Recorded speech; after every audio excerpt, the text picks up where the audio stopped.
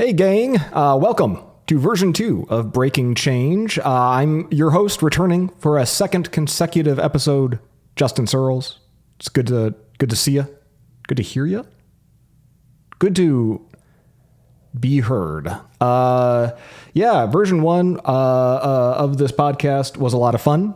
Turns out that guy who made a career off talking too much about himself enjoys talking about himself too much in front of a microphone, even by himself. We've all got stuff to work through. And one way that I'm working through that is by just leaning in hard. And I've got more to talk about because life comes at you fast. This is version 2 of Breaking Change. And today's Breaking Change, is the Apple Vision Pro. Their media guidelines say that you have to say Apple Vision Pro. You can't just say Vision Pro because there's going to be a vision sooner or later, and vision as a noun. Like we say Apple Watch, right? If you just called it watch, that would sound weird. So because anyway, the Apple Vision Pro, as the media guidelines tell us to use, because I am in the media, because I have a podcast. And that is the ridiculous world that we live in, where nothing matters. And I'm so glad that you're spending some of that time with me, of that not mattering time. So Apple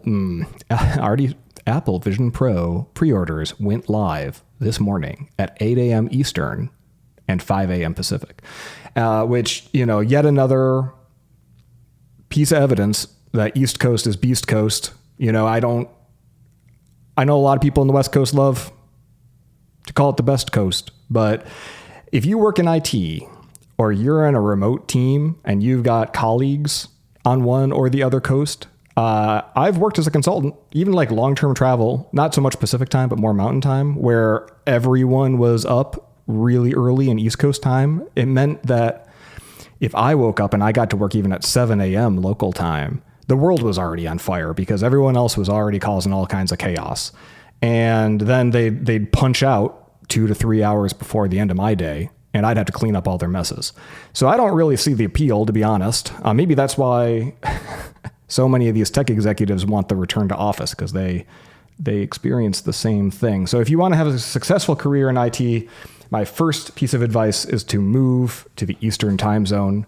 Unfortunately, there's only a handful of countries that qualifies for. But if you're in the US, if you've got freedom of movement, Eastern time zone is the absolute best for exactly 2 reasons. One, remote work on teams that are mostly, US, Canada, North and South America bound. You'll have the edge on everyone else every single day of your working career. And reason number 2 is Apple pre-order timing, because for like 4 or 5 years now, every Apple pre-order, like clockwork, has been on a Friday morning at 8 a.m. Eastern, which is after I am awake,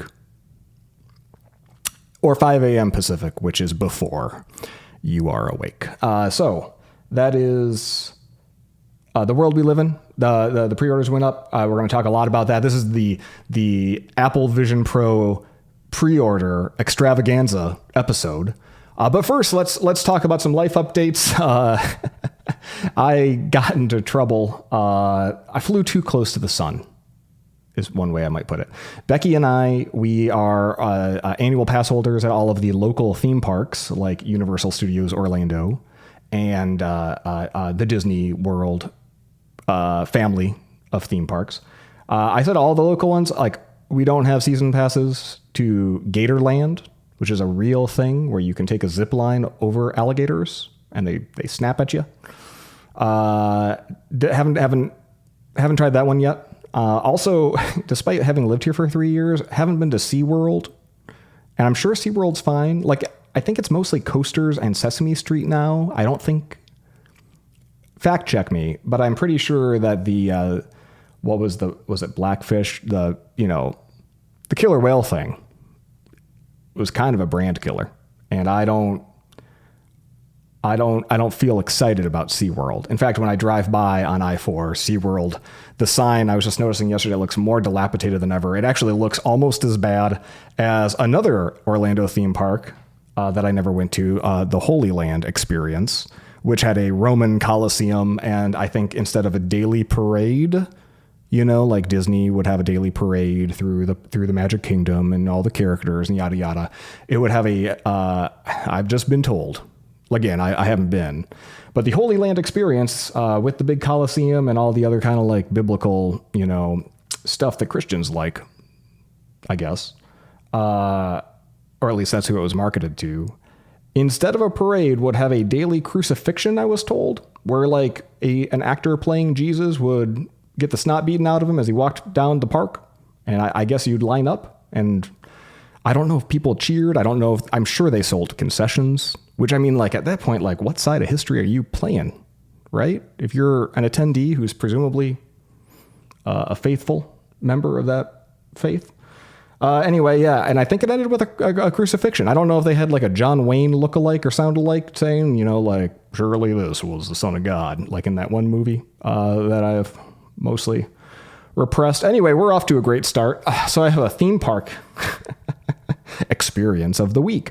There is an attraction at Universal Studios Islands of Adventure, the second of what will soon be 3 Universal Studios theme parks here in Florida.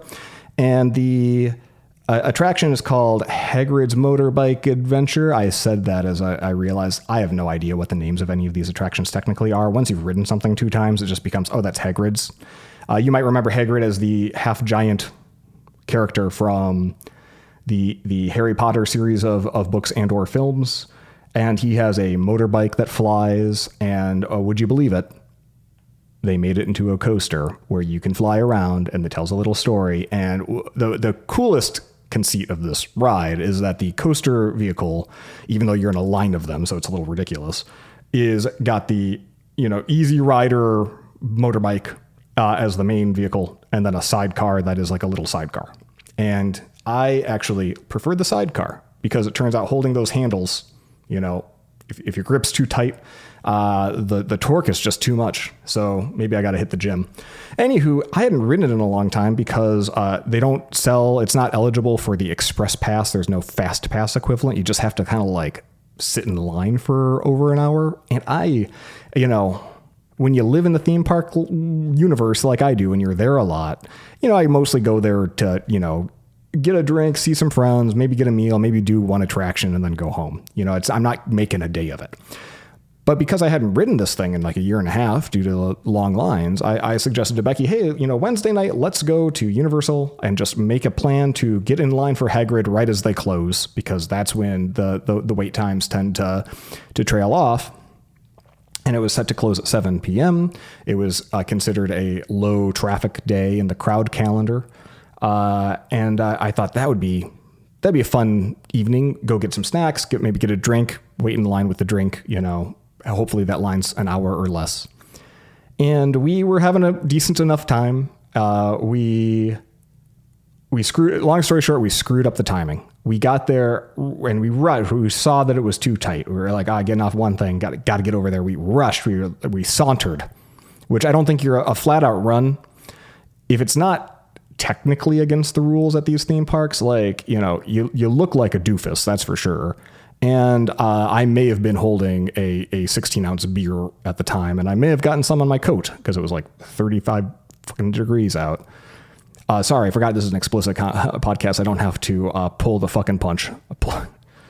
35 fucking degrees out. It was, I know the rest of America is having a harder time with weather right now, but like I had my winter coat on. I was not in a good place. So I was sauntering, spilling this beverage all over my very fancy winter jacket that I never have to wear because if I haven't mentioned, I live in Florida. And we got to the front of the line right as we were about to cross the threshold. And the team members, here's a little bit of inside theme park baseball for you. If you're in Disney World or Disneyland, the people who work at theme parks are called cast members, as if they're part of the movie magic. And Universal, because it is a kind of a cheap 2-bit cut rate wannabe Disney World, it's fine. That's not to denigrate it, you know? There's clearly good money in it. It's the Pepsi to Disney's Coke. They had to think of what do we call our special employees, because we can't call them employees.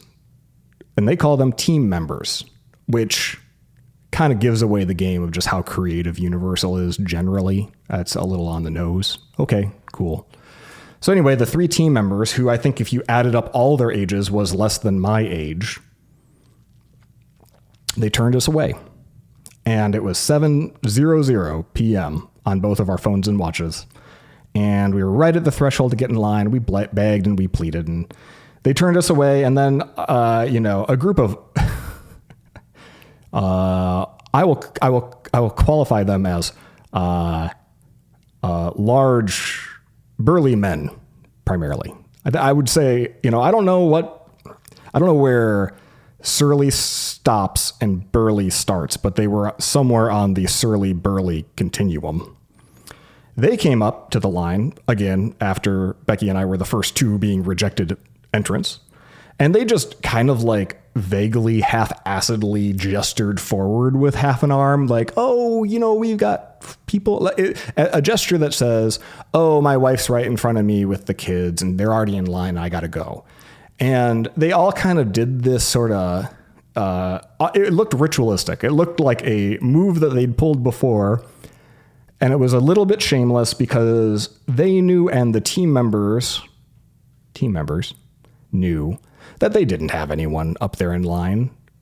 But, who's the team member going to be like, they get paid what? I mean, nowadays, maybe $18 an hour, if we're being honest. Universal does pay better than Disney. That's something they got going for them. What are they going to do? Go and prove, like, actually, sir, your party is not ahead of you in line. So they let them all in. They let like 20 people in. And Becky and I are just sitting there and we're like, well, we already kind of shot our shot. We're not going to be like, hey, I just invented a relative. They're up there. Instead, we took another stab. We threw ourselves at the mercy of that power dynamic, right? Of the pimply youths who could control whether or not our evening was a success. And they turned us down. And they said, we've got to have this park emptied by 8:30 p.m. for our private event. And I just thought to myself, man, like, that's something that's weird about theme parks, is that in theory, it's all about brand loyalty. They're kind of like a halo vehicle for the entire cinematic experience now. Like, if you have a great experience at the theme park, you will remember it. You'll be brand loyal. You'll buy the merchandise. You'll sign up for the streaming subscription. You might even feel a sort of like team like affiliation or tribal affiliation, similar kind of vibes to that park. And so, like, generally speaking, the staff at either park, especially Disney, to a lesser extent Universal, they'll like kind of bend over backwards to try to like make things be okay. Especially, they'll bend a rule. And here they wouldn't. And usually when they wouldn't, it's because there's a specific training point or an incentive or some other stressor on them. And that's when it became clear. It's like, oh, you are being evaluated on whether or not all the motherfuckers in this line are out of that park by 8:20, because some corporate event starts at 8:30 and they want to see a spick and span and empty park. And so I get it. That's above their pay grade. I feel for them. But anyway, long story short, that is a 10 minutes about why I didn't get to ride the Hagrid ride. And since anytime I don't get my way, it sticks out like a sore thumb, because I, as a hyper-privileged white dude who usually gets his way all the time, I'm not afraid to admit that. Yeah, that was a bummer. I disapprove of not getting one's way. I think we should all get our way 100% of the time, and we would all be a lot happier for it. So that's just my 2 cents. Anyway, speaking of Universal, some real life news, some life comes at you fast news. They have a event every winter, like a Mardi Gras kind of festival, or every night's Mardi Gras, except it's like very PG. Don't worry, there's nothing too risque about this Mardi Gras. There's a parade. There is bead throwing, but as far as I can tell, there is no reciprocation expected for receiving beads. They have concerts many of the nights. Most of the time, my only concern with the concert evenings is that on these Mardi Gras nights, the valet parking is no longer complimentary to the annual pass holders. And so I have to like go and park in the garage like a dummy. So that's the only reason I was actually interested in looking up the concert schedule.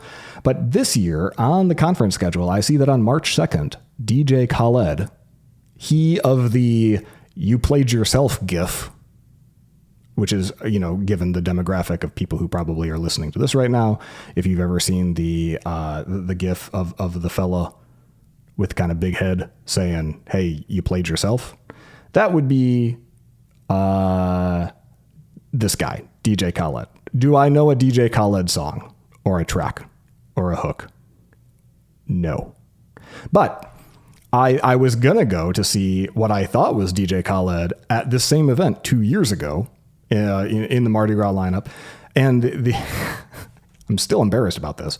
We planned a whole evening around it. We went and we're like, hey, let's go see the Played Yourself guy, and because it's local, it's free, included, of course, with our passes. And there's a fella on stage. And I'm like, I don't recognize any of this. And I didn't expect to recognize it, but he also looks pretty skinny and he looks younger. And it turned out his name's Khalid. So DJ Khaled, if you can't hear it, it's Khaled.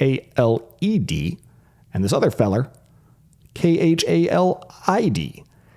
And I'm looking around during this Don't Call It DJ Khalid concert set. And everyone there looks pretty confused like me. Like we all went there thinking we were going to see DJ Khaled, the "you done played yourself" guy. And it was this other feller. And was he bad? I don't know. You can't hear shit. It's crappy speakers in a theme park and 9 p.m. So we sat for a while and then we hightailed it. But anyway, I gave the feedback because I got a survey being like, yo, I thought that was the other guy. So here I am looking at the 2024 lineup, March 2nd, DJ Khaled. It's almost as if they realized that they done fucked up and they got the wrong Khaled last time. So maybe, as far as I know, it was a confusion on their side too. Maybe they'd only thought there was room for one rapping adjacent Khaled figure in American pop music. So anyway, show starts at 8:30. See you there. All right, what's next? Moving on to follow-up. Got a lot of follow-up this week.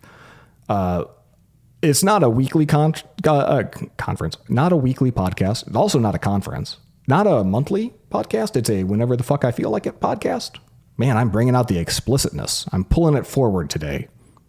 I want you guys all to know how hard edge I am. Anyway, I got a lot of feedback that, boy, did I sound nervous in the first 30 minutes of a podcast. And since the podcast was an hour and 47 minutes, I took heart and said, well, I mean, some number of people listen to more than 30 minutes. That's nice. And I felt it too. I when I was editing, I was like, that's a lot of ums and swallowing.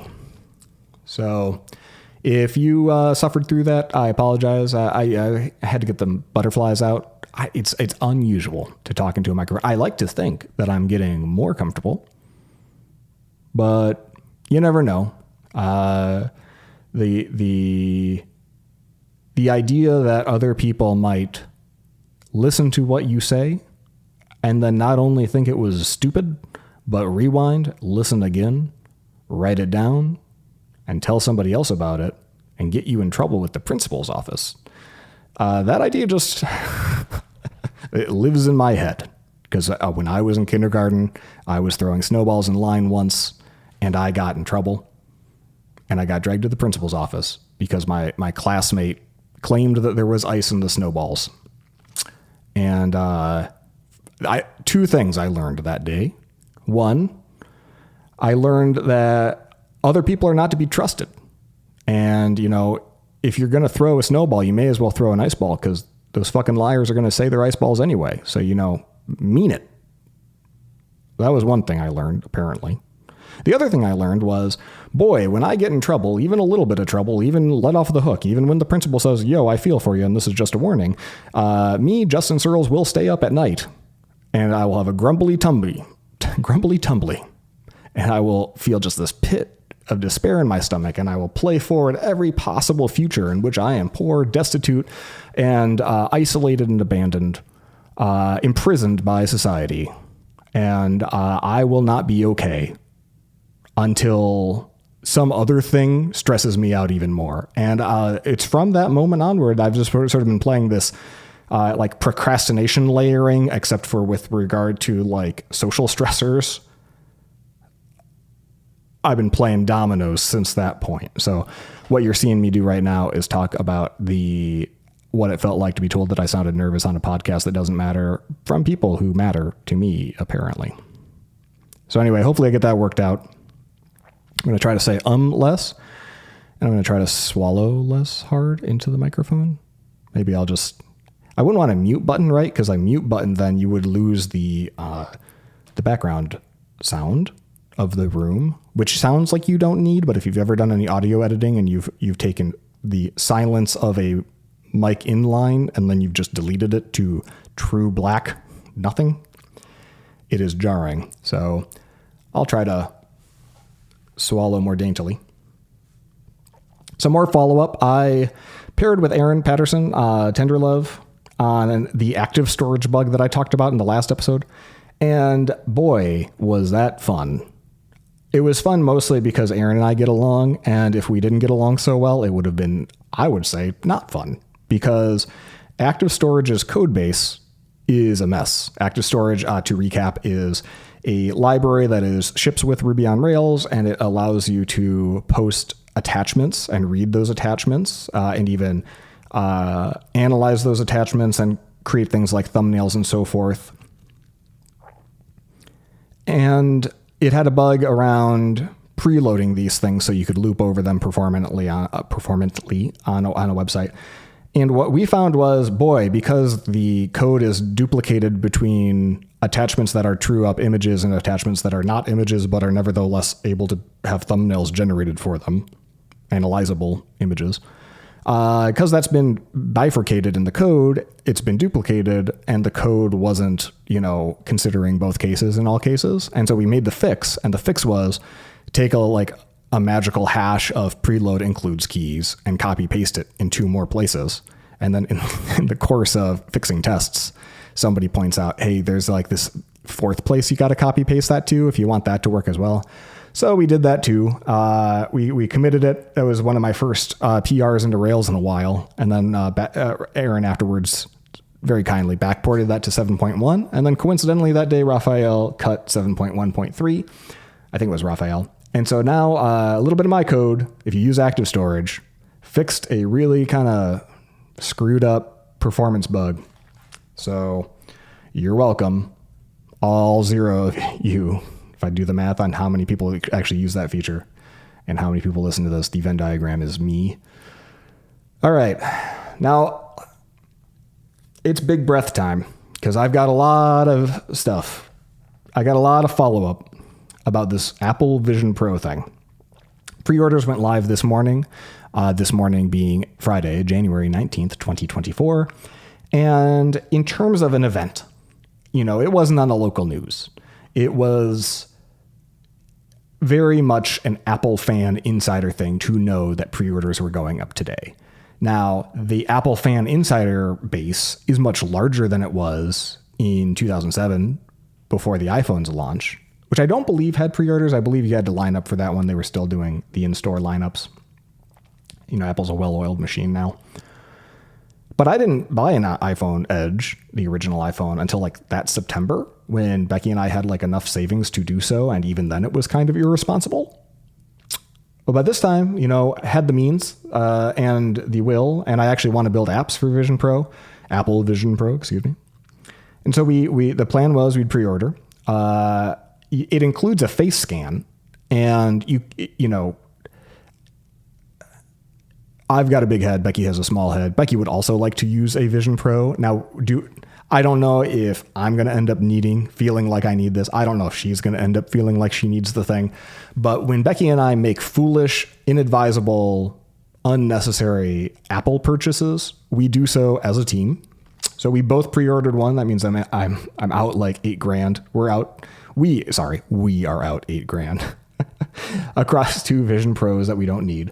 And I think honestly, like there's a world where if this thing isn't good for screen sharing from a Mac for just general productivity, I mentioned last week I use the Xreal Air 2 as my primary like daily driver monitor, where I do almost all my coding now in these little 1080p screens in my face.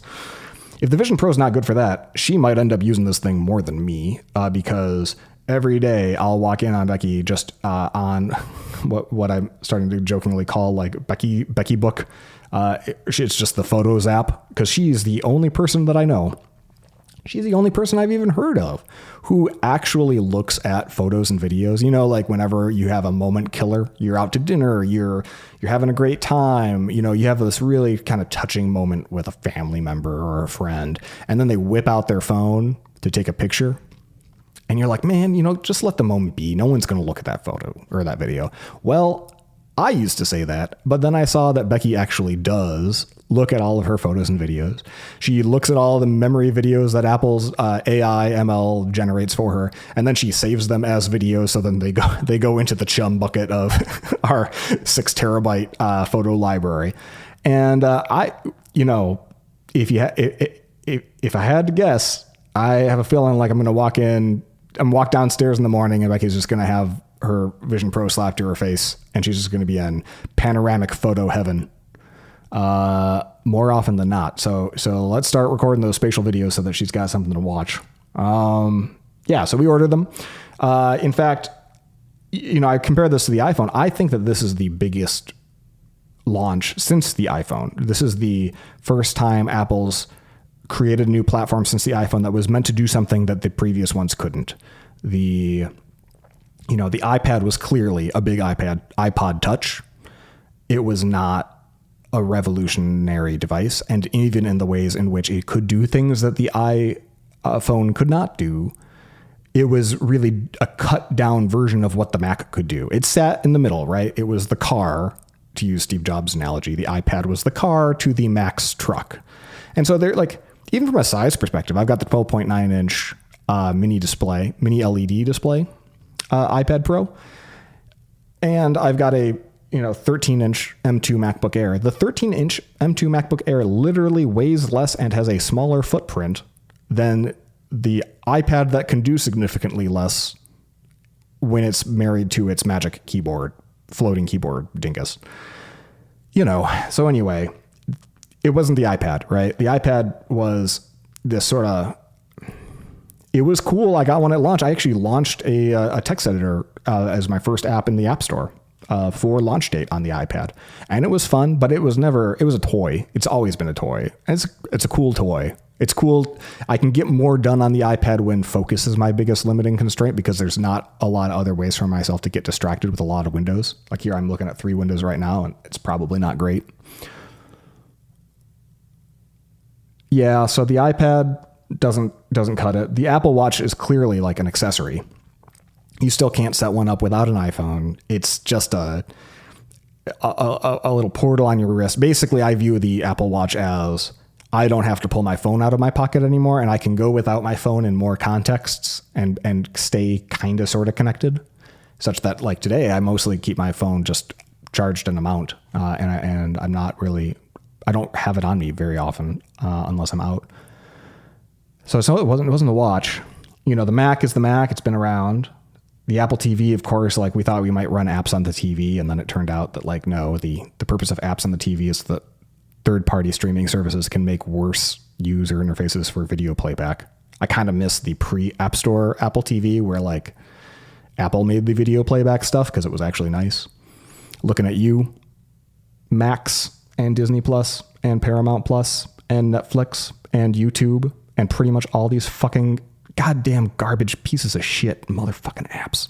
Sorry. I wasn't trying to earn the explicit label, but it just drives me bonkers how it seems that every single one of these streaming services goes out of their way to take a really, really good, sophisticated, simple user experience of Apple TV, Apple TV Remote, and that video player, the AV player that's built in, that you can use with 3 lines of fucking code. And they all say, no, we are going to reinvent the wheel. I forgot to mention Amazon Prime, by the way, which is probably the worst of all of these. We are going to reinvent a video player from scratch for two reasons. One, because we think we're smarter, and two, because we want it to be identical on every smart TV and all these other platforms, as well as just the Apple TV.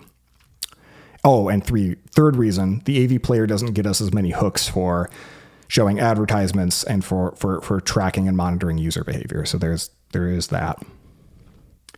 Anyway, I get really mad about that. So yeah, it's clearly like the check. So it wasn't the iPad, wasn't the Apple Watch, wasn't the TV OS. I'm running out of platforms, right? Mac OS existed. Here we are with Vision OS. This is the next thing. And I think this is the biggest thing they've done since 2007. Full stop. Now, I don't think it's going to sell like hotcakes. I think it's going to be a slow ass burn. I think it's probably going to be 10 years before normal people are really coming to rely on this as a product or as a category.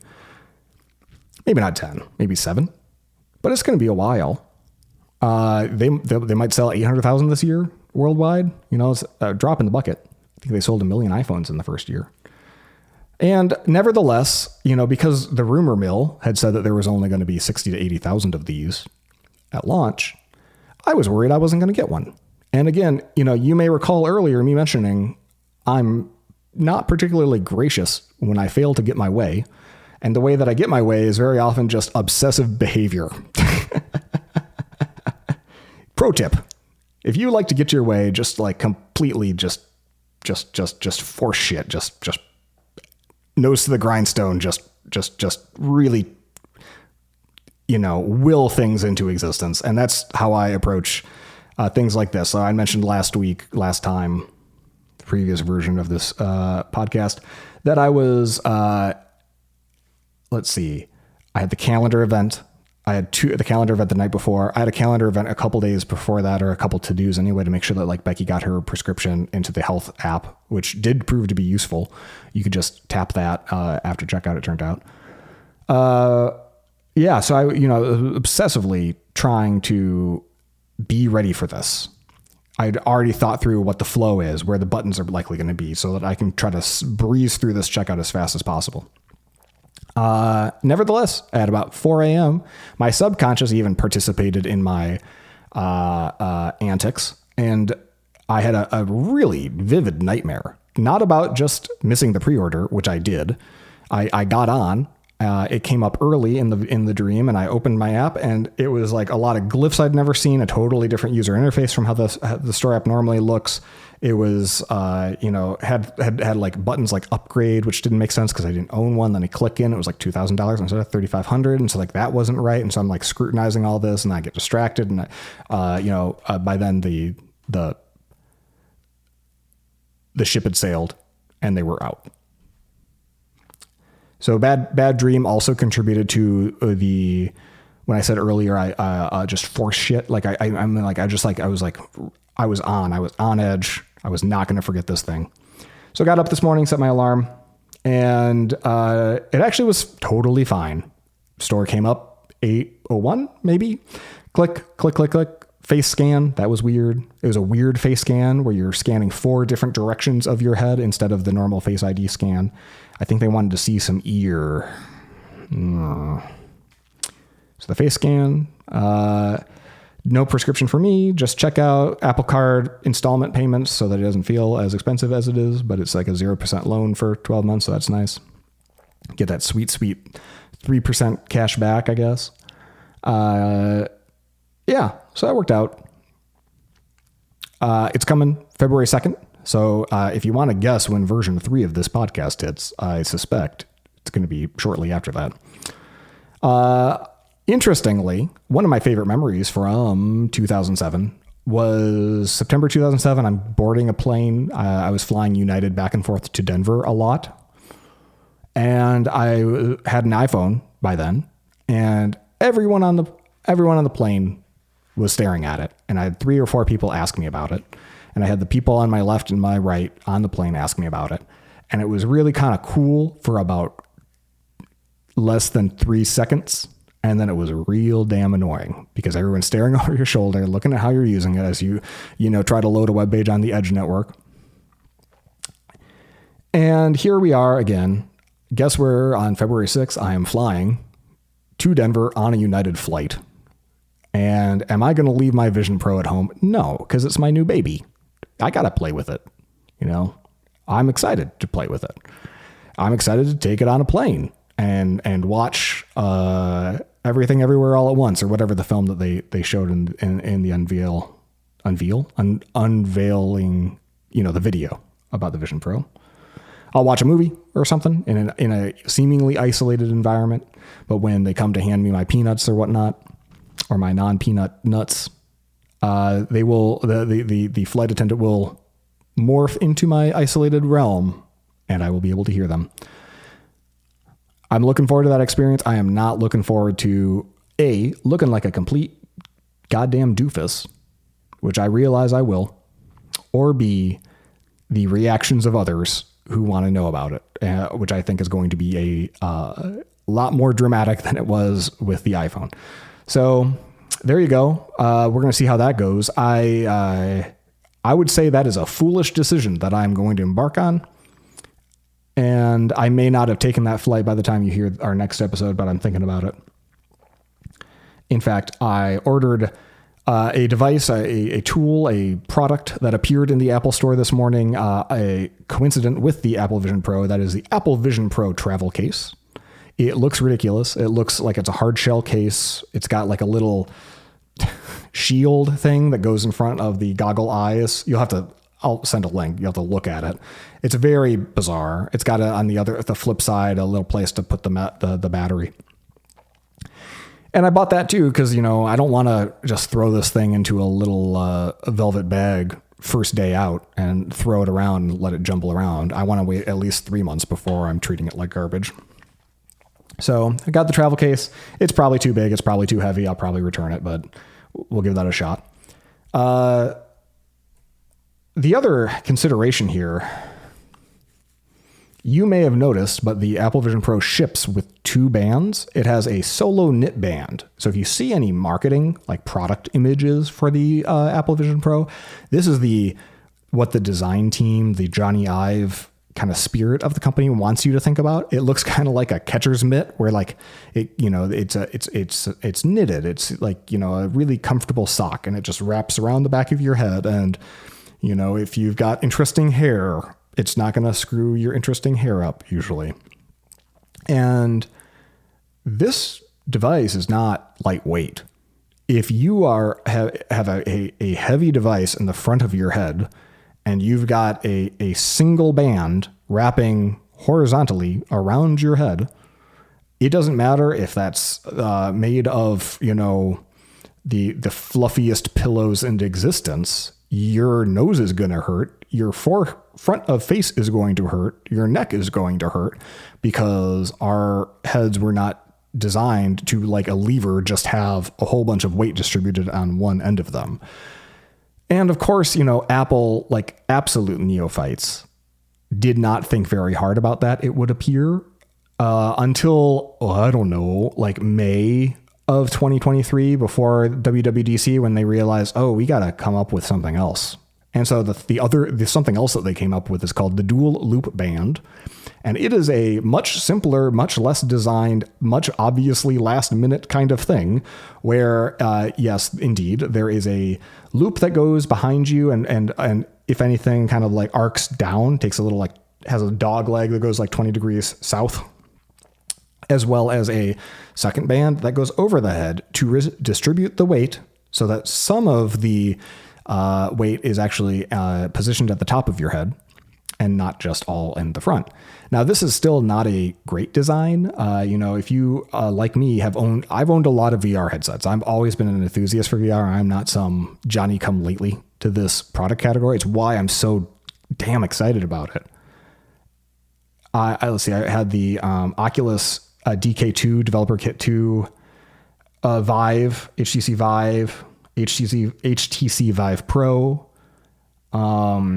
had one of the Windows mixed reality ones.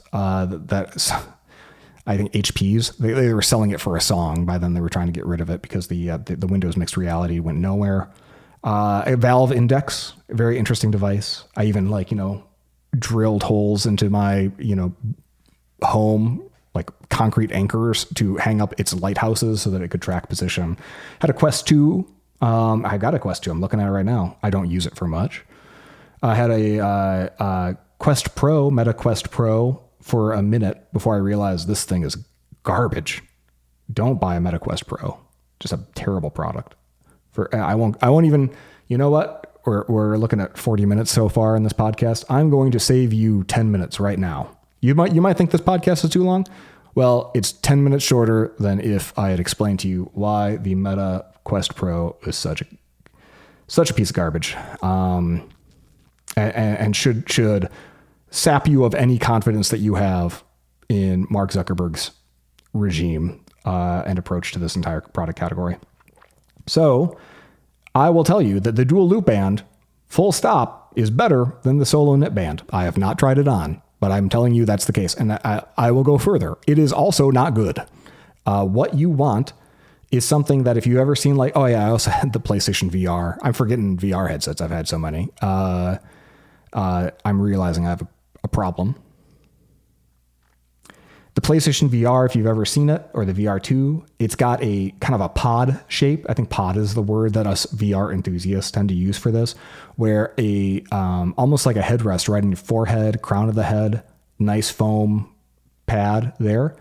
We'll place the primary amount of weight there, and then maybe some else in the top back. But that seems to be the sweet spot. So even if you've got a front heavy display, that is usually like the most stable and nicest user experience, where I could, I've got a Bobo VR2 pod style wrap for my Quest 2, and I could have that thing on all day and not think about it. Whereas the paltry little strap that the Quest 2 shipped with is unusable. I think I could last like 20 minutes before I get a headache. So I'm going dual loop band. I'm going to probably never even try on the solo knit band just to make a point. Sounds like me. But I'm going to immediately be looking for any third party, Chinese knockoff garbage pod shaped looking VR headset thing on Amazon. I'm going to be there. I'm going to be there for all of them. If it's free returns, I'm there. I expect I'll have to go through 10 of them, but once I find one, that's going to be my go-to. I can already guarantee. So if you're thinking about Vision Pro, think about how bad that headset's straps are and how it is maybe the final indictment against Johnny Ive and Johnny Ive flavored thinking at this company of form over function. Man, did I get a little worked up there? I did. I think that I got worked up thinking about video players and the refusal to use the native framework provided video player by all of these other streaming services, because I have the audacity to rewind sometimes or to pause and then want the pause play button to unpause. Anyway, back to pre-ordering the Vision Pro. The face scan doesn't tell you actually the results of the scan when you're checking out, which I think is good, because it's an implementation detail. What they're trying to do is size up what's the size of light shield that this person needs so that their face shape can be comforted with a light seal while fully occluded from any light gaps, any gaps popping in, so that they get a full, don't call it VR, but yes, totally VR, closed off experience when they're wearing the Apple Vision Pro.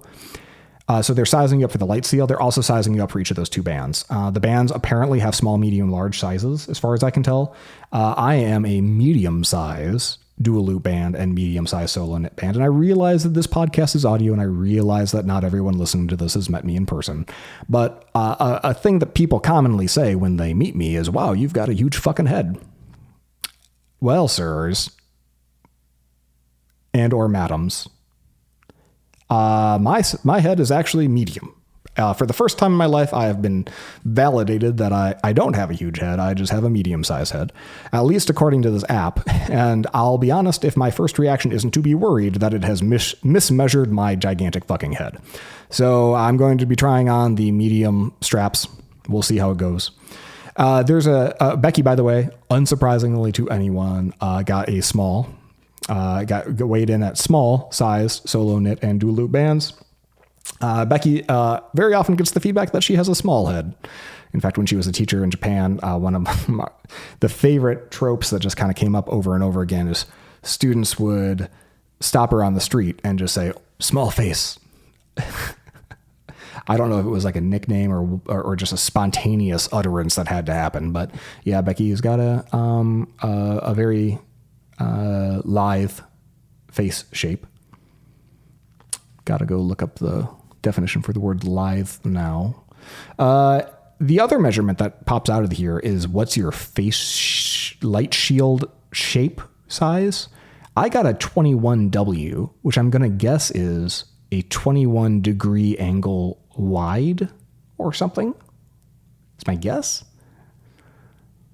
She got a 25 degree or 25W. The reason I say degree is if her number is bigger than mine, she also has a more pointed head shape than I do. But I don't know. No idea. Anyway, these are that little bit of arcana is something that just comes in your email confirmation letter. And since you probably did not pre-order the Vision Pro, although maybe you did, and if you did, please email me, podcast@circles.co. Tell me all about your experience. I wanted to give you the full effect of what the experience is like. All right. In terms of other Vision Pro pre-order stuff, there's the stuff you need and then the stuff you think you might need so then you order in advance anyway. I got an Anker battery, what do they call these? Power packs, power bank. That's the phrase. It's a 24,000 milliampere, which, if you do the Google for converting milliamps to watt hours, is almost 100 watt hours, which is the federal TSA limit for how big of a battery you can take on a plane. So that's why you don't see batteries bigger than that typically sold.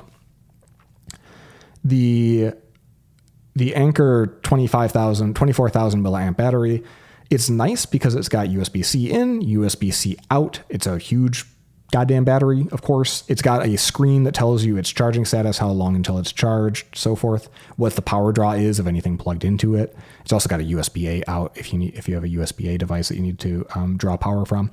And it's small, it's dense. It's like, I'm going to have that in my backpack with this Vision Pro so I can use it for more than 2 hours. We'll see. I don't know what the milliampere rating is for the Vision Pro's battery. If you don't know this, the Vision Pro doesn't have a battery in the headset because that's heavy enough as it is. It has a battery pack that must be connected for all use. And that battery looks to be about the size of like an iPhone Pro Max, or maybe two of them sandwiched together. All right. So I don't know how many watt hours that battery is, but I presume it's significantly less than 100 watts, given that it's a 30 watt charger comes with it. So I'm going to have this 24,000 milliamp hour, ampere. I don't know.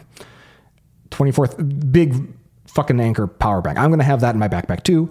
It's going to be really heavy. It looks like just dark matter. It is so heavy. I'm looking at it now, and it looks like a pencil sharpener, but when I pick it up, my arm hurts. Kind of heavy. I'm going to have that in my backpack as well as this like relatively heavy headset. And I am going to be rucking through the airport from the sounds of it. So yeah, I'm glad I've been conditioning. I did my lat pull downs yesterday. Did my split row exercises, rotational rows as well, just in case, I gotta get something, chuck something up to a, overhead compartment to the left or to the right. I will be all set, with my little tiny 19-liter Tom Bin backpack. A funny thing about the battery, by the way, Apple also sells you a spare battery if you so like. $199. It offers, this is a quote from the product page. I thought this was hilarious. 2 hours of general use or 2.5 hours of video playback. And this is still a quote, all day use when plugged in. And that's a ridiculous phrase, but even that elicited a superscript number 1 where they have a footnote about what all day use when plugged in means. It turns out that when accessories and appliances are plugged into to power, they don't run out of power because they're not supplying their own power anymore. Go figure. Apple Vision Pro's product page that went up this morning also has an FAQ. You know, if you've got some frequently asked questions. The best thing about FAQs on product pages is that it's obvious when they are written because of anticipated questions or written in response to actual questions that people have. And I like to think that this is an actual question that people have had because it is something that Apple's had over 6 months now since the original unveiling of this product. So I'm sure they've gotten some real questions. Apple's FAQ states, question, can I share Apple Vision Pro with someone else? Answer, yes. That person may need a different headband or light seal size for the best experience with Apple Vision Pro. This answer strikes me as bullshit. We may be wrong, but all signs indicate that the operating system is a single user OS, just like the iPad is, just like the iPhone is, just like the Apple Watch is. The only multi-user operating systems that Apple currently maintains are tvOS and macOS, where you can have multiple user accounts with multiple settings and so forth. It could be the case that you put on the Vision Pro, the Apple Vision Pro, and you select your profile, and then you are now that person, and it loads their iCloud and all that stuff. I am dubious. All Apple's published is that there is a main user account and a guest account, and the guest account is exactly like if you restart a Mac and you go into guest mode. It's just locked down. There's no, the home directory is deleted, so to speak, after every use. It is really just there to demo the product. And while Apple isn't going to be selling a ton of these, in fact, they're not concerned about how many they're selling because they're so supply constrained. This is really more about seeding developer kits and getting some practice, getting some reps in how to build these things at scale. I don't think that Apple is going to ever get away from our big products aren't just personal one-to-one, what do they call it? The iPhone near launch, it was like the extremely personal computer. Like the idea was the iPad too. The iPad could have easily been multi-user at this point, except for the fact that more people buy them if everyone in the family needs their own separate one to have, iCloud. So I am dubious that Apple's FAQ here, quote me on this, that'll be follow-up for next time. If there's actually multiple users supported, maybe we don't need two of these. Maybe I can take that extra $4,000 and have a real fancy time someplace. If I was writing this FAQ as a copywriter and just making shit up, my question would be, does shake to undo work on the Vision Pro? We haven't talked a lot about the gestures available on the Vision Pro, but like my favorite gesture on the iPhone is shake to undo, where like iPhone originally did not have any undo functionality whatsoever. And when they finally added it, I want to say in iOS 3 or 4, you could shake the phone and it would prompt do you want to undo that? And now it just undids it. I love the idea. As soon as I thought this idea, I love the idea that you could give yourself a headache by violently shaking your head and undo an action if you had a typo. So I really hope shake to undo made the final cut. The other stuff, news that's broken since launch this morning. Here it is at 1 p.m. Eastern. Breaking news. Apparently the tech specs say, depending on your configuration, the Apple Vision Pro is 600 to 650 grams. If your configuration, probably using the dual loop band, which is smaller, using a smaller light shield, if your configuration is closer to 600 grams, then you're just a little bit heavier than a Quest 2 if you use one of those. But if it's 650, then you're a little bit closer to the 720 grams of the Meta Quest Pro. And if you recall me mentioning anything about that product, you don't want to be anything like that product. It pinches your face, way too heavy.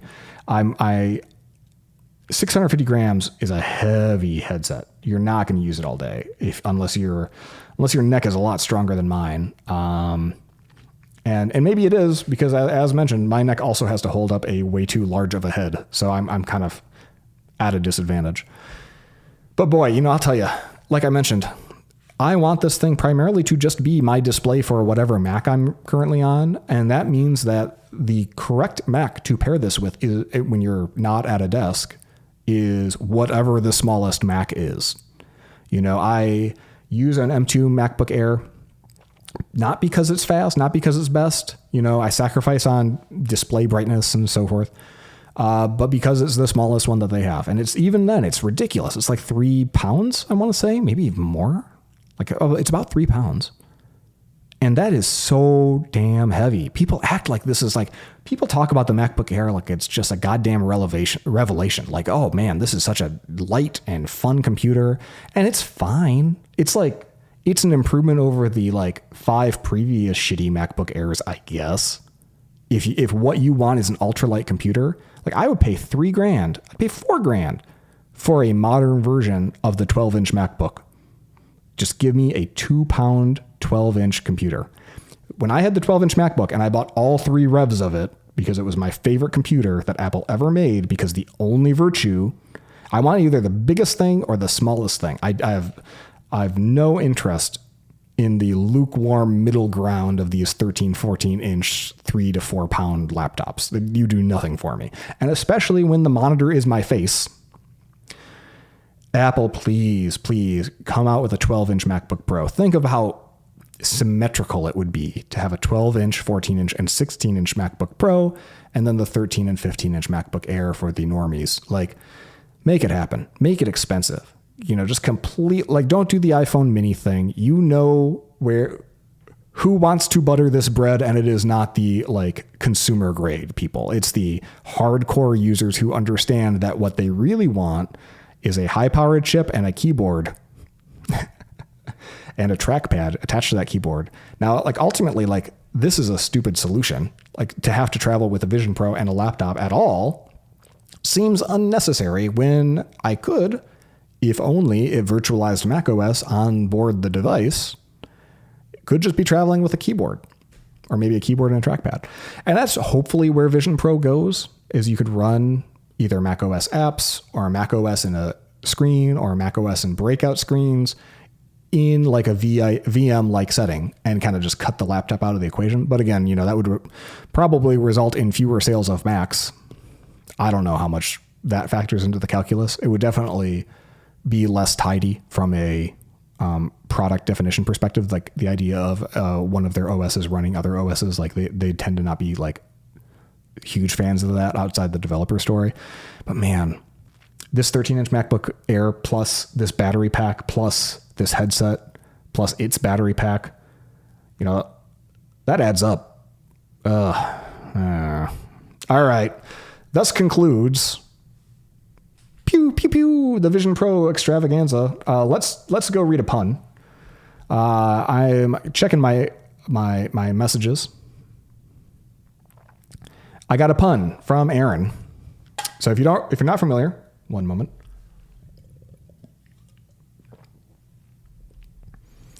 I was able to make it almost an hour before my first sip of water. We're going to keep track. I think I had 3 last time.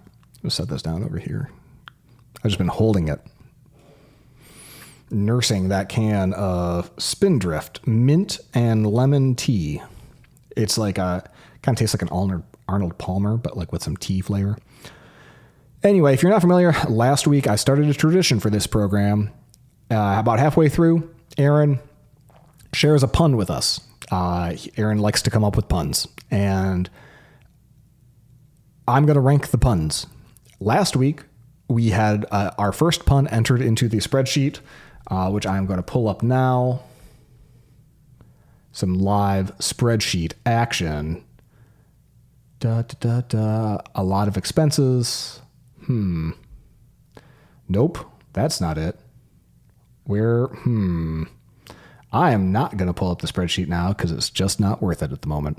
Rather, I am going to tell you that the other pun, the only other pun, because we're on version 2 here. Version 1's pun was breaking change. Sorry, I don't carry cash. See, I remembered it that time because I screwed it up when I was trying to read it. Well, let's read this one so I can screw it up. Aaron says, I am excited about Apple Vision Pro. I heard spatial computing will be out of this world. He spelled spatial, not how Apple does, which Apple spells it spatial S-P-A-T-I-A-L, but spatial, S-P-A-C-I-A-L. Now, either that is a pun that depends on a certain spelling, or that is an incorrect spelling, but either way, it definitely, reading it, evokes the thought that Aaron means outer space. Spatial computing. Outer space computing will be out of this world. Cool. I am going to rank these now, and I'm going to say that is a less good pun. Sorry, Aaron. Then breaking change. Sorry, I don't carry cash. So our number 2 all-time pun. I am excited about Apple Vision Pro. I heard spatial computing will be out of this world. Thank you, Aaron. We will log this in the spreadsheet for posterity. On to news. Aaron shows up again. This is a triple threat Aaron. First we fix a bug together in Rails. Then he provides a pun. He mastodoned. He tooted onto Mastodon, a toot, which had a few replies, and which is a thing that he and I care a lot about because we speak multiple languages and we often intersperse them. He said, I wish Siri could learn a second language. Siri will read text messages to me in English, but it will refuse to read other languages. Jeremy sent a new message in Runners Plus. Do you guys have plans tomorrow night? Wow. So I did it again. I said dingus, and then my dingus answered, and it read me my messages. So Jeremy's asking if I've got plans tomorrow night. I will reply to him later, I suppose. Oops.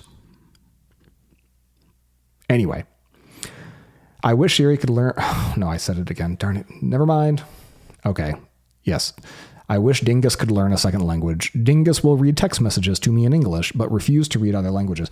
Now, if you mostly interact only in like Indo-European languages with like a alphanumeric kind of character set, Siri will give all of that the old college try, and if you give it some French, it will try to slaughter that French as best as it can, is my understanding, and that's what one of the replies here says. But if it's a different character set, it won't even try. It'll, like my friends, my contacts, my Japanese friends, I will very often have their contact card include, like, be primarily their Japanese kanji, and maybe with hiragana or, furigana, like, phonetic guide next to it. I may not even have English at all, or I might have English like as a additional field, just sort of the Roman characters of how to say their name. Siri don't care. Siri sees that kanji, gets scared immediately, and will say things like, if I'm in CarPlay and I have a message and I'll see, like Kawashima Sho, he has sent me a message, and I'll click it. It'll say, someone with a name that I can't read sent a message in a language that I can't read. I'm like, cool. And then it has the temerity to mark that message as read. Like, okay, cool. I can't wait to get home and forget that that this person texted me. There's no way to mark it unread as far as I can tell from the CarPlay interface. And I'm not about to go and unlock my phone and stuff while I'm driving just to get that back. So you kind of have to learn like, if this text message might have been in Japanese, because, I've got lots of friends who speak both languages. Well, then maybe I just should wait to see what they said until after I'm home. Little things like that. Like you can't say a Japanese name or a Japanese word when you're speaking to Dingus. And that's really frustrating. If you want to ask a thing in Japanese, you actually need to change Siri's language. And to change Siri's language, you need to, I believe you still in iOS at least, need to change the operating system primary language. And that requires effectively a restart of the device. It's just so overkill. And I get it, like this is hard, but the truth is it's not impossible because Apple's own shortcuts, if you do dictation, has a little checkbox say detect what language, and it can detect the language being spoken to it pretty well. I just wish they cared more about how many multilingual families do we have around the world, right? Like, anyone who lives near a border, like, it's frustrating. Like I am with Aaron. This is the Justin Searle seal of approval. I wish Siri could handle more than one language at once. Although if you're listening to this and you speak one language, you're probably saying, I wish Siri could handle one language at once. And you'd also kind of have a point. Next up in the news, a fella named Viktor Shepelov, who lives in Ukraine, and his, you go to his website, it says Save Ukraine. So everyone, I stand with Ukraine, support Ukraine. I have very little to add beyond that, I suppose. Victor wrote got a lot of attention in the Hacker News sphere, an excellent series of blog posts about quote unquote useless Ruby syntax sugar. And this is about all of the new language features that have emerged, particularly from 2.7 onward. 2.7 now is a few years old, 4 years old.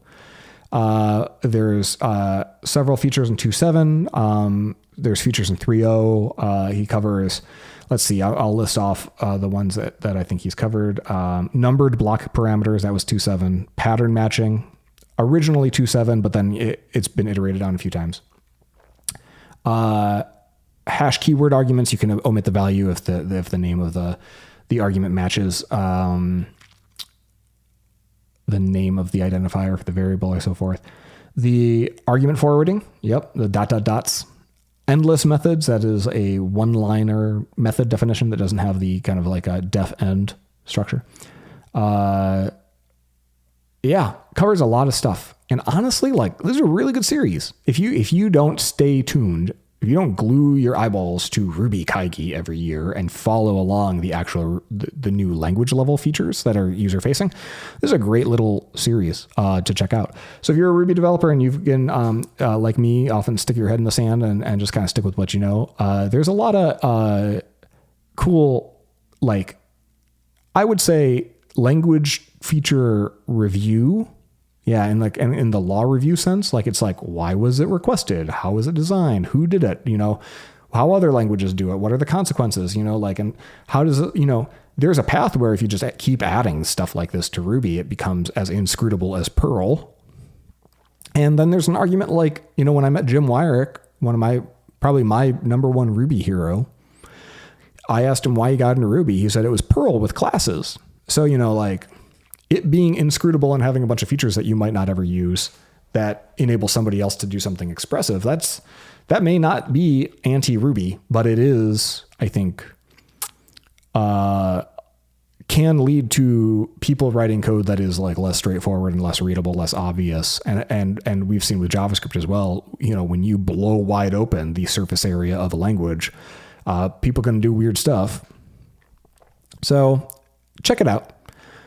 It's worth a read. It looks like he's got one more post that hasn't been published yet. That's an afterword, kind of a review of this, but all the main posts are there. I would encourage you to check it out. Also in community Ruby-ish news, my colleague, Landon Gray from Test Double, he wrote a Ruby gem called React_AI, and it's a proof of concept of the React pattern. Now, if you know programming and you've heard the word React, you're probably thinking, oh, React, the JavaScript library named after the pattern for this particular type of user interface. And you would be wrong, because here we are in 2024. And if you're talking about React these days, forget JavaScript, it's about AI. React is a name from the title of this paper published in Cornell. React, synergizing reasoning and acting in language models, with a whole bunch of authors. And the idea is basically what I was getting at. This is a kind of sort of follow-up. You can split up the two tasks of reasoning about what's being done, trying to figure out what's the user asking for and how do I slot it. I refer to this as Siri could be improved if you... Dingus could be improved if you made it more like a Plinko game, and one side of the brain was trying to figure out which function of the different functions that I know how to execute should be executed for the gobbledygook of language that the user is inputting to me. And the other brain is figure out for those, if they're function calls or if they're integrations or if they're API endpoints, figure out how to construct the request and then interpret the response for the user. So By bifurcating those two activities, you'll have a lower likelihood of hallucinations and just bullshit get generated, and more fluid ability to reach out to the world in structured ways, like a weather API service or a Wikipedia query or something like that. So anyway, if you're interested in the React pattern, check out Landon's Ruby gem, React AI. It gives a couple examples. It's a little interactive CLI. It's very cute. I think this pattern is, if you follow AI stuff, this is probably old hat now. Old hat meaning like 3 months old. But it's one of those patterns that just sort of feels obviously right, at least for what these tools are capable of doing right now. One of the tools he includes in this gem is a calculator. And so you can sort of see, hey, I need you to add, multiply, do this or that. Now all the language model has to do is construct or articulate what the user is asking for, basically just interpret it. And then the calculator side of the brain can just execute the calculation in a more formalized way that's less likely to make mistakes. Anyway, that's really interesting. So that's concludes news. I guess that's all we really got. I didn't read a lot of news this week. What day is it? Back to entertainment. Picks, recommendations. I don't know what to call this section other than this is just stuff that I am using to consume my time when I'm not working.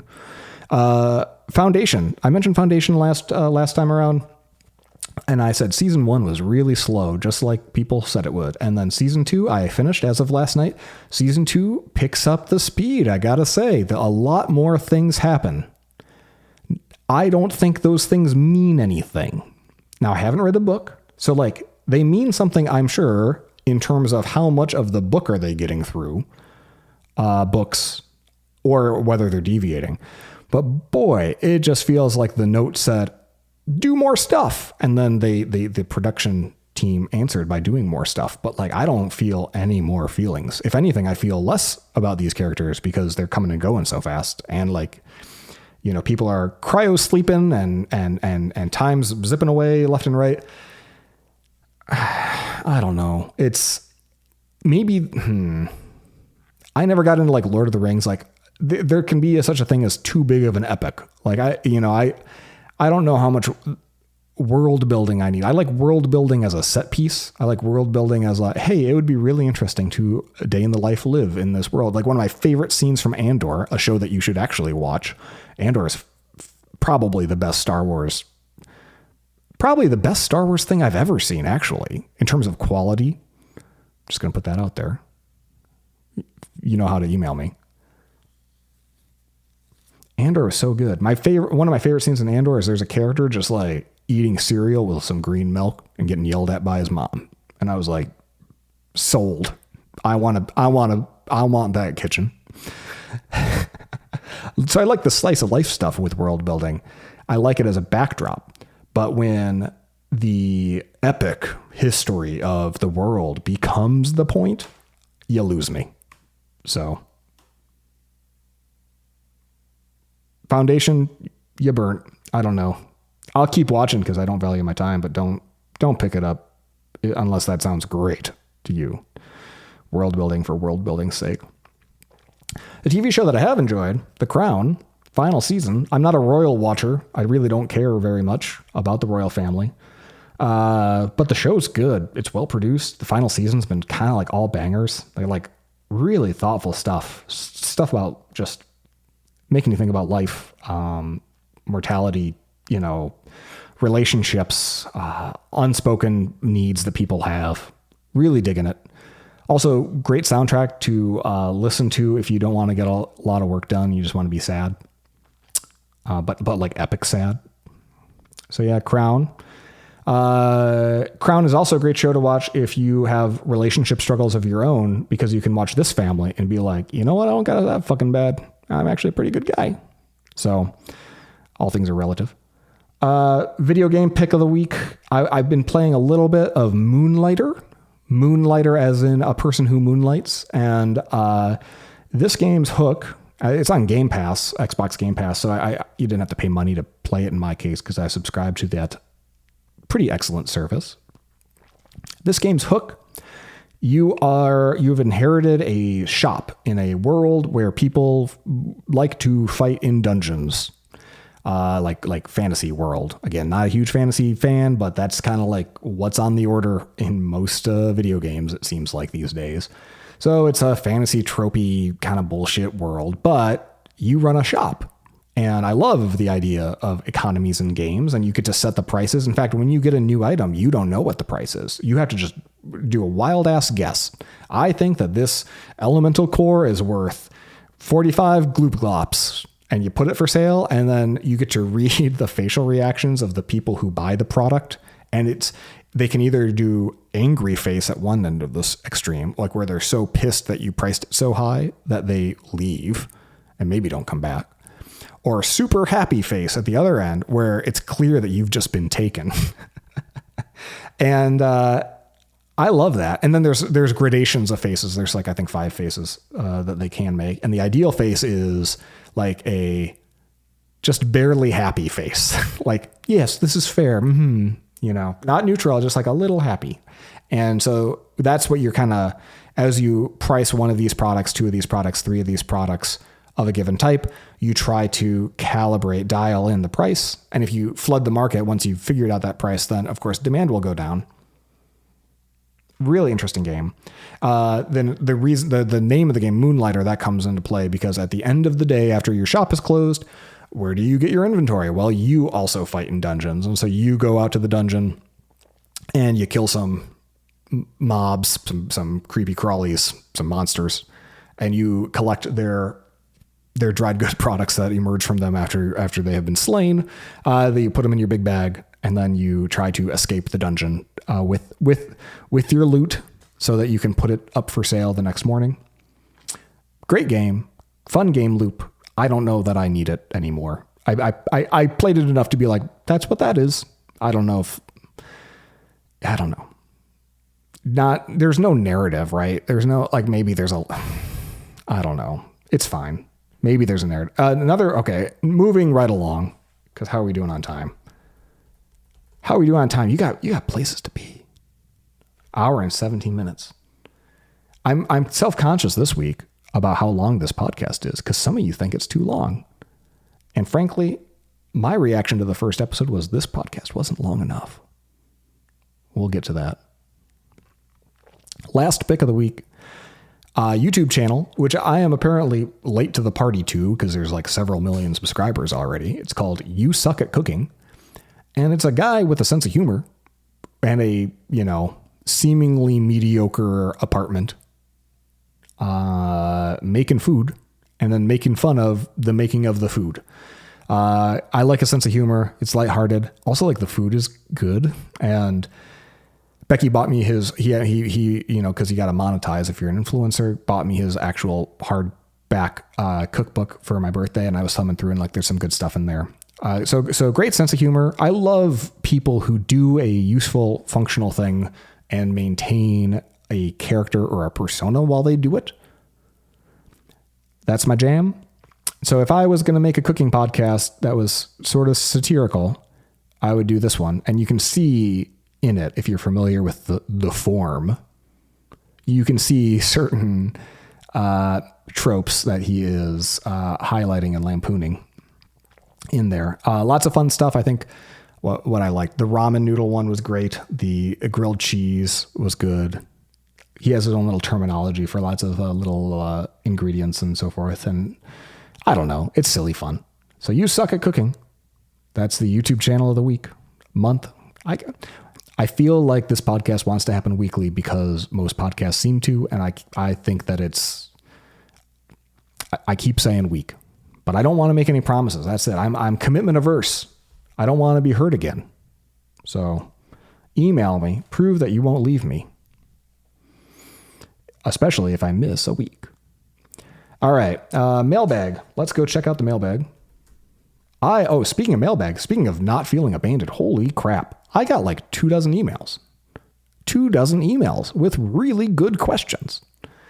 So thank you for that. I know I followed up a few times, soliciting emails, but you're all true friends to me. That's for sure. Everyone who emailed, great emails, great questions, some very long emails, some more appropriate to podcast length emails. I'll just give you that little heads up. He says at our 1 minute 20, just pontificating, hey, keep those emails short. What do you think, I'm made of time here? Sorry. Lots of good emails. It's so many emails, I'm not going to be able to get to them all today. So I'll keep some of them in here, the ones I don't get to.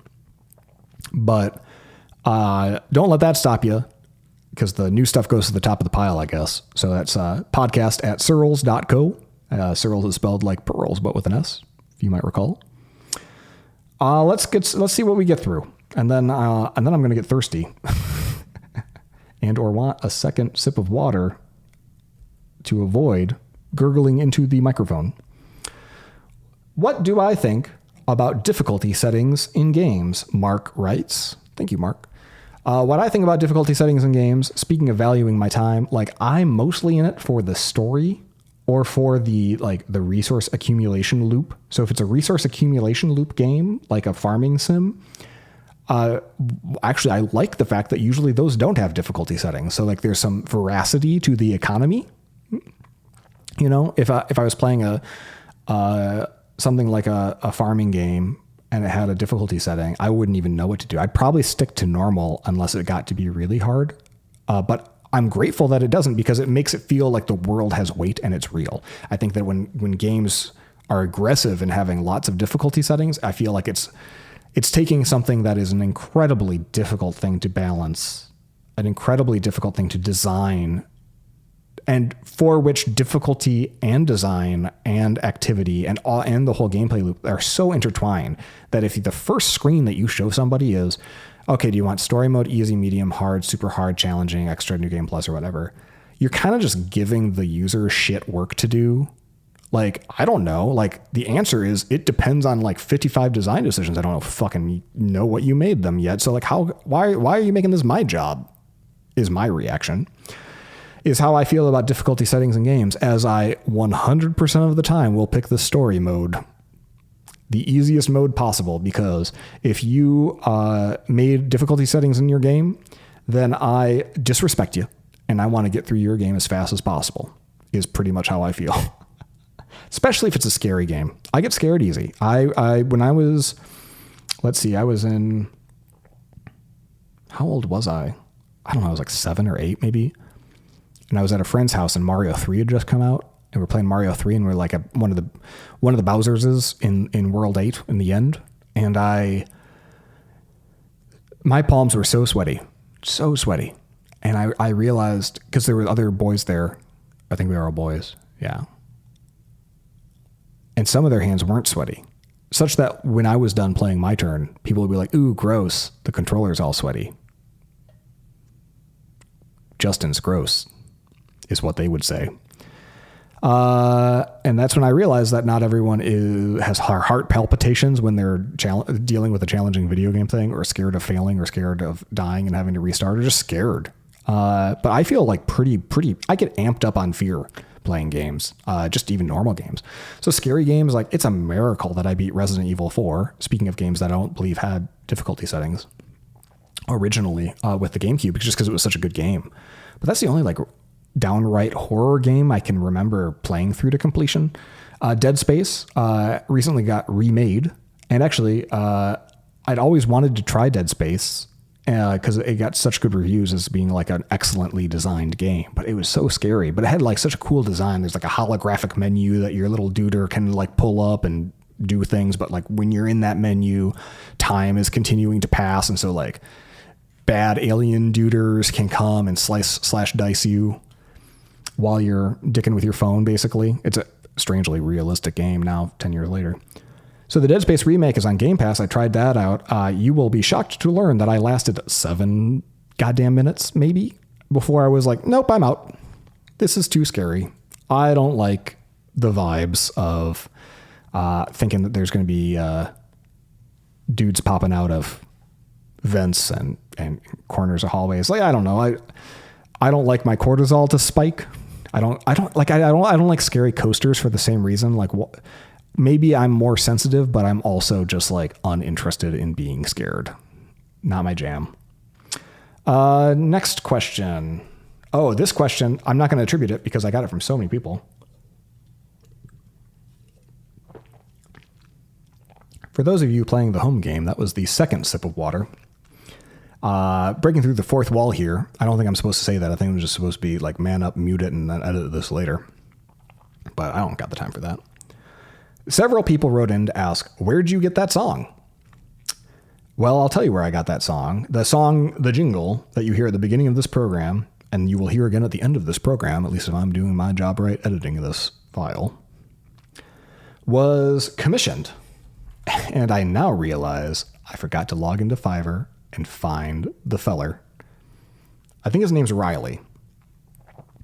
And I would like to link to Riley. I'm not going to do this now. Oh, yes, found it. Riley H. It's a product called I Will Create a Catchy Podcast Jingle or Theme Song. I paid for the standard tier. Yeah, he was great. Canadian fella. I gave him the impossible task. I said, I want a really catchy song with as many tracks and disparate styles as possible. I wanted to have like island, like steel drum vibes, but also some like jazz flute, and also maybe like some sultry, like horn work at the end. And I want it to last 30 seconds. I wanted to overstay its welcome. But I want it to be undeniably catchy. I want people to hate it, to cringe, to say they dislike it in their head, but then just like want to listen to it again in their heart. I want them to look forward to this song coming up at the end of the episode to get them to listen to the end. And then every time that a new one of these drops, they're like, well, I don't really want to listen to this Justin guy anymore because he's a grump. But that upbeat, kind of catchy, weird ass, super long jingle song, all right, I'll listen to that. And Riley worked through 3 different revisions as I gave him increasingly detailed feedback about me as a non-musician, how I would music it better. He was a good sport. And I think he did a great job. So Riley H., that goes out to you. Hopefully somebody else here listening to this is thinking, I could use a jingle. I think everything could use a jingle. Everyone just make some jingles. Next up in the email bucket, podcast mailbag. Travis, friend of the show, Travis says, do you still use rewind.ai? I remember you posted back in March of last year about trying out rewind.ai, and I was curious if you're still using it. I was thinking of using it as a way of augmenting taking better notes on a day-to-day basis. Ideally, I would be able to query it like, have I seen this bug before? Or what was that AI company that records your screen that Justin Searles wrote about last year? Which is that's a little bit meta, but I like it. Look, rewind.ai is a, what do they call those? Like a life log or life journal. It was an imagined category of apps that is now becoming real, like basically recording your screen 24/7, your keystrokes 24/7, your audio 24/7. Every minute that you're at your computer, it's compiling all that stuff, compressing the shit out of it so that it can store it locally. And then it is making available summaries to you in the form of, after it'll know when you're on a Zoom call. It'll listen to the other people on the Zoom call. And it will kind of with a wink and a nod tell you, hey, be sure to tell everyone that you're recording them one-way consent, depending on what state everyone's in. There's definitely some hand wavy stuff from a wiretapping law perspective. And it'll give you meeting notes, stuff like that. Notion, all these tools, I think meeting notes are one of the top things that they seem to provide. And the irony is, of course, most meetings don't matter and there's nothing worth taking notes about anyway. But like if a computer can do that useless task instead of a human doing that useless task, I guess that's a net win. Maybe we could just have fewer useless meetings and then that would be an even bigger net win. Rewind.ai works fine. I had fun with it. on one episode of Searles After Dark, I was like asking it questions about the previous week, and it got some pretty good answers. It was like, yeah, well, like, what was I doing on like Tuesday night a week ago? And it would be able to say, oh, you struggled with this and this and this, and you linked to here. And so it was pretty neat. Like a lot of these AI tools, the hit rate is just low enough that I kind of feel like the only reason I keep coming back to them is that I am hopeful that like it might be right. Like, it's so neat when GPT gets something right, like really right. Like, whoa, it's actually intelligent, right?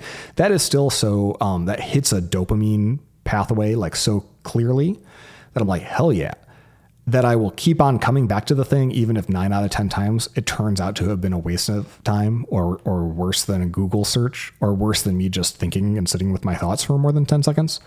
And so that's one part novelty, right? Like, this is still a new product category. And so we're more forgiving because it's interesting and cool still.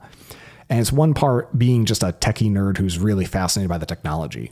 And I kind of lump a lot of these AI tools together in that way. I think Rewind AI will get better. I think if you've got any privacy concerns about potentially recording stuff that you could be held liable for in the future, if you've got, proprietary information, client information or something like that, like, I would not trust that your ability to like audit and attest that like you've purged it correctly is going to be made easier by having it being constantly recorded. They make certain, speaking of attestations, they make certain claims about like what they're uploading to the cloud. And you can trust or not trust that. But really, the thing that kills me is this is a product that could live completely locally in theory, and yet is like $40 a month to have any amount of functionality whatsoever. And at the end of the day, the best part of that functionality is just yet another wrapper over GPT-4. And at this point, the number of subscriptions in my life that are just wrappers around OpenAI's GPT-4 is too high.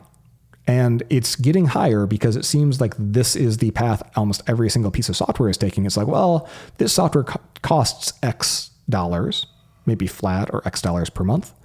And it's going to cost more now, a lot more, because all of our new features are based on shelling out basically to GPT-4, and that is actually expensive. And so between the I think as a turning point for software right now, we're just in this interesting phase where like zero interest rate loans are gone. So, you got to sing for your supper. If you want to get funding, you have to actually have a business case, because you've got to be able to beat making 5.5%, 6% in a money market account to some angel investor. You can't just, print money.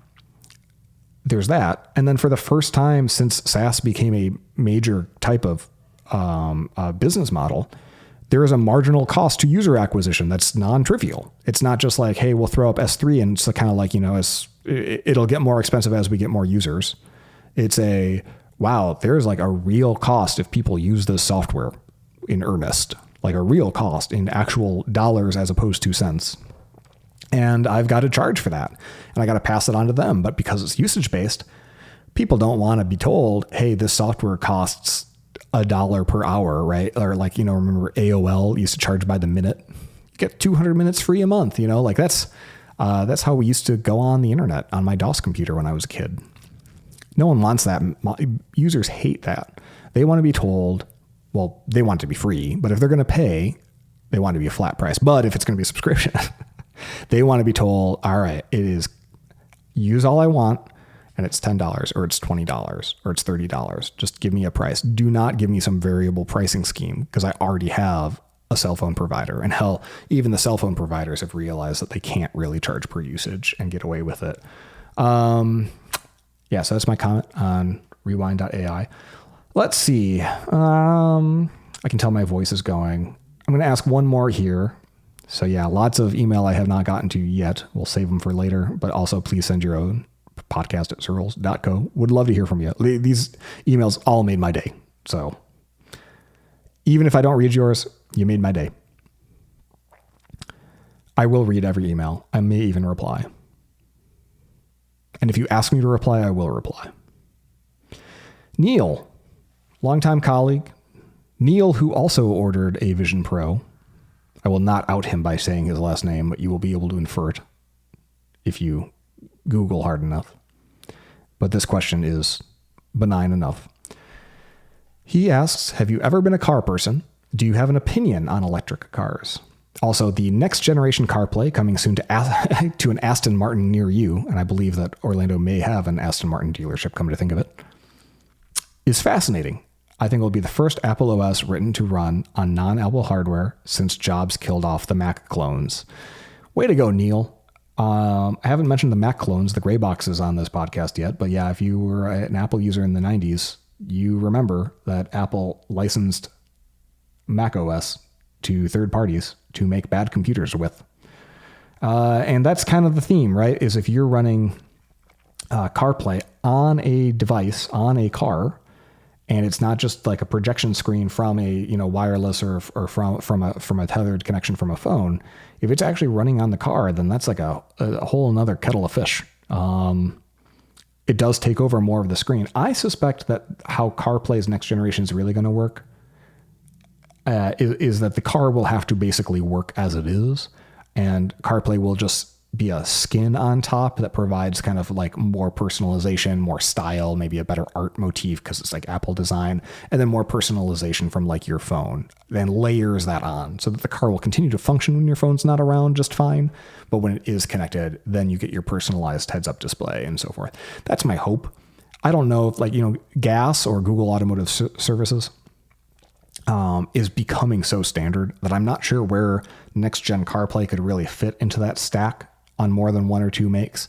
And I know that makes are furious. They don't want to have anything to do with ceding even more of the displays on their vehicles to Apple, because they want to own the platform, because they all foresee a future of autonomous vehicles where you're paying subscriptions or in-app purchases and GM's getting a cut of that, or they're making advertising revenue on your eyeballs. If you're not, having to pay attention to the road anymore, they're just going to be showing you ads left and right like that. They've got all, these visions of sugar plums dancing in their heads. So they don't want Apple to just like run away with the game and take that revenue from them that they believe that they deserve as the car maker. So most car makers are going to be reticent to embrace it. And so far, we've only seen Porsche and Aston Martin adopt it yet. And I think if I had to guess a third, I'd say that Kia Hyundai might pick it up just because it's a way to differentiate if no one else is doing this. And then they will be effectively the singular of car makes. Whereas, Ford, GM, all these other makes are going to continue to try to like figure out how to get good at software in the most inefficient, bureaucratic enterprise software way possible.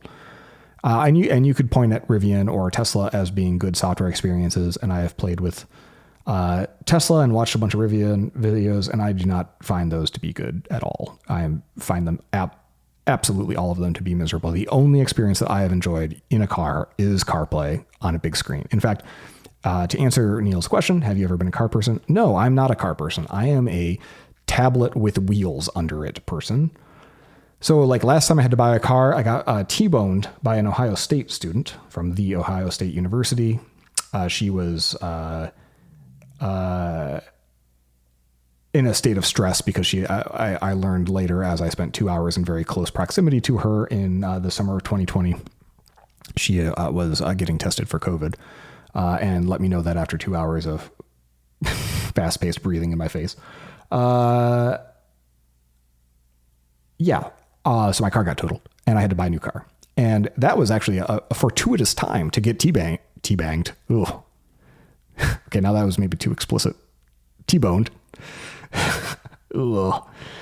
I regret things. So it was a good time to get T-boned because it turned out that the car market was about to get turned upside down. And I had a coupon from my friend Tim, who works at Ford, friends and family code, so that I wouldn't, I'd get to pay a set price at Ford if I went with Ford again, because it basically like removes the negotiation aspect anyway. But I wasn't, I wanted to play the field. And so I remember I test drove a Honda crossover SUV, like their smallest one. I don't want a big car. Tested a Lexus, their smallest crossover SUV. Did one or two others. And I got like a 35 checkpoint list, like I do. Okay, these are the things I'm going to check, and then I'm going to make a spreadsheet. I'm going to comparison shop. And like 27 of the 35 things were CarPlay related. Like Does it turn on immediately? Does it flicker out at all? Are there any audio glitches? Does it support wired? Does it support wireless? Does it have a physical play pause button, which you don't think you need until you realize that the only way to pause the thing is to either tell Siri to pause it with the voice assistant button on the wheel, if that even works, or to start futzing around with the screen and find a play pause. Most of them don't have a play pause button. In fact, only the Ford Escape Hybrid 2020 that I bought did have a play pause button, and that was a deal maker. How big is the screen? How vibrant is the screen? Is the screen inside my line of sight? Do I have to like the one Honda that I drove? You literally had to look down at the glove box, really far down, and only to see this little tiny itty bitty screen. It was just nuts. It was not. CarPlay was such an afterthought in each of these vehicles. And I would tell the salespeople, I'd be like, yeah, the CarPlay implementation on this is gank. It's just garbage. And they'd be like, oh, well, but yeah, you're totally right. And all of the people who are not buying this car are also saying that. And I'm like, yeah, I believe it. Meanwhile, I drive the Ford Escape. I'm like, this is an excellent CarPlay implementation. He's like, yes, this is better than all of the more expensive cars that we sell. And that's why this is the only one of these on our lot. And I was like, I believe that. So I bought it. And that's how I wound up with a black car in hot as balls, Florida. And which I separately regret, even though I did buy it in Ohio. I was imminently planning on being down in Florida. And you know what? The CarPlay implementation is so good that I don't care that my ass sticks to the chair 90% of the time that I sit in it, because it's 100 fucking degrees in there, because it's just so good. Man, is that good. Yeah. So anyway, am I a car person? No. Do I have an opinion on electric cars? I think that electric cars would be neat as long as they have a good CarPlay implementation. And that is an even slimmer set of electric cars. So my goal on electric cars is I'm going to wait until electric cars are very mainstream. Charging is everywhere. Everyone's on the Tesla-ish standard, and they're affordable. And then I will get one. But until then, every previous car that I had, I've been able to drive for 10 years. So I'd love to just drive this thing into the ground, and then I'll poke my head out in 2030 and see where we're at. Not in any kind of rush. Although being a hybrid's nice, because all I do is really driving around the neighborhood kind of stuff. And so very often I'll complete entire trips at 60 miles per gallon, because so much more than half is on the battery. So that's pretty neat. All right. I fill up my tank, I don't know, maybe once every 6 weeks. So I don't know. It's fine. All right, let's call it. This has been version 2, the Vision Pro pre-order edition of Breaking Change. Thank you for joining me. I hope you had fun. And if you didn't have fun, you are welcome to stop listening. But I encourage you to keep listening, because maybe next time will be different. All right. Yeah. I'll see you when I see you.